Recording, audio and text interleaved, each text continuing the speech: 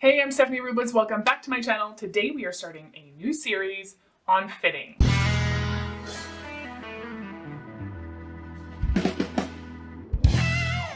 So in my mind, one of the things that is the most important when it comes to fitting is how to fit the pattern to your body. So you haven't even cut into your fabric yet. You just want to know if the pattern is the right shape for your body. Honestly, being able to figure this out and make any adjustments to the pattern before you even sew your first mock-up is an absolute game changer. It will save you time in sewing, it will save you money in mock-up materials, and it will save you from ripping your hair out in frustration. So, in order to be able to go on these pre-fitting adventures, what you need to be able to do is to measure your body and then measure your pattern to see if the pattern is going to fit that body. The thing is your pattern is not just your body measurement, it also incorporates ease. It incorporates ease so that your body can move and that your garments don't ride up when you're wearing them. And it also incorporates ease for design. So something that is a looser fit is going to have a lot more ease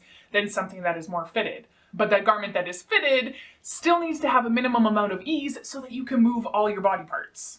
At least that's how it is for positive ease garments that you sew out of non-stretch fabric. You need extra space in those garments. Negative ease garments, that's a whole separate thing.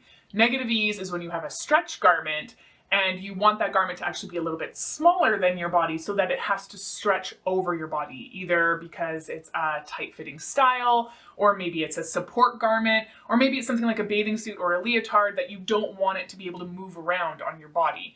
That is a whole other ballgame. Today we're going to be talking about positive ease. But side note on that, you can absolutely sew a positive ease garment out of stretch fabric. I'm sure we all have baggy t-shirts and stuff like that that have stretch in them that also have positive ease. So you're not limited in positive ease garments that they have to be a rigid non-stretch fabric. That's not what I'm saying at all. Now, many garments will give you in the pattern, usually on the envelope, it will tell you what the finished garment measurements are. And this is so that you can understand how much ease is in that garment. So this is a pair of McCall's jeans.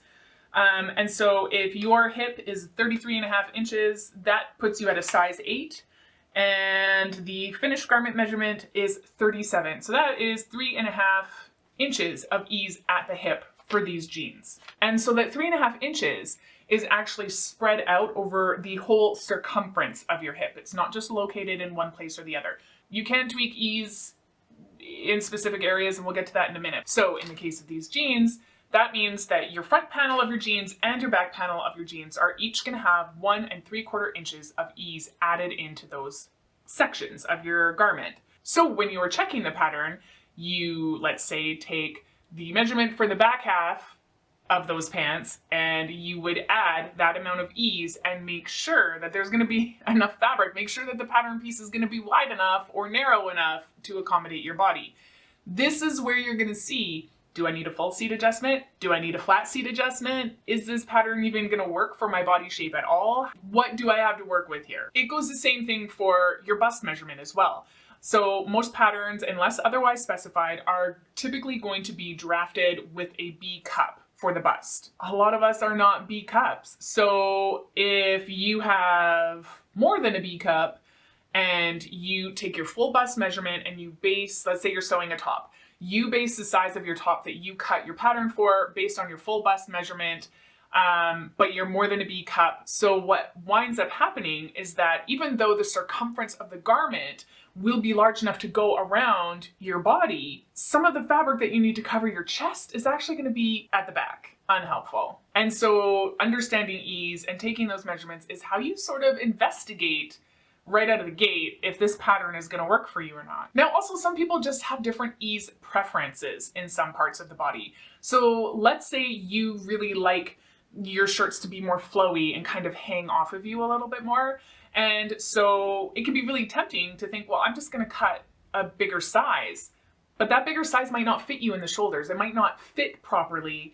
And then it's just going to look like a shirt that's too big. Whereas if you cut the size that's right for your shoulders and then adjust the ease elsewhere, then you're going to get a garment that fits you properly, but has that drape that you want. And the purpose of understanding how much ease is necessary and how much ease can be designed becomes really important, because not all patterns give you the finished garment measurements. That's when you really have to investigate. If you would like, I have made a little chart below that you can go and download, and it has sort of the typical amounts of ease based on fit. One thing you're going to notice is that close fitting ease it only shows a measurement for the bust area. That is because for like a coat or a jacket or something like that, like you're just, if it's close fitting, you're not going to fit another garment underneath it, so it's very unpractical for that. Also, if you are going to have a close fitting garment in the bust, typically it's going to be like a strapless dress or something like that, and you need that close fittedness in order to hold the garment up. The other thing you're not going to see is you're not going to see different eases for your waist, simply because we like our bottoms to stay up. So often what you're going to be looking at for your waist in terms of ease is you're going to be looking at 1 inch, maybe 2 inches. Anything much more than that, and I mean, you're going to need suspenders. Like, it's just going to be a garment that doesn't fit you.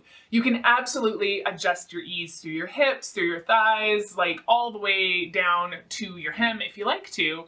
But you need your waistband is kind of a more stationary point that is not just about style, it's about function and holding your clothes up. So there's less room, there's less wiggle room in the waist. So there you go. I hope we have demystified ease a little bit for you, and this is honestly going to help so much when we get more into the fitting videos that I'm going to be doing. I'm going to probably do this a lot like other series that I've done, where I'm going to bang out a few at the beginning to kind of give us a good base, and then I'll just keep adding to it every once in a while. If you have any particular fitting issues that you want to know more about, put them in the comments below, and I'll make sure that I'm addressing those particular questions in the videos to come, okay? That's all I got for you this week. I'll see you next time. Happy sewing!